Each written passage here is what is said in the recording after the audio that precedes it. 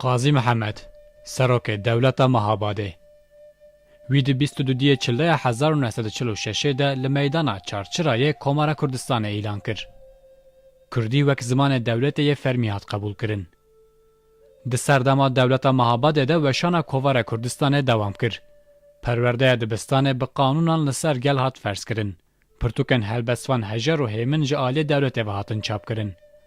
به ناوین هاوار و هلال دو کووار نواتن وشاندن و رادیوی مهاباده هاتاوا کرن.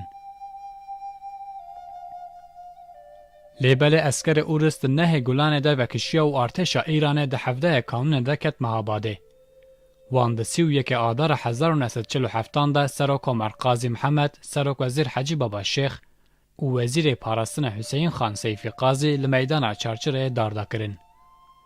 گل سروک کمار مهاباده قاضی محمد جبیر نکر.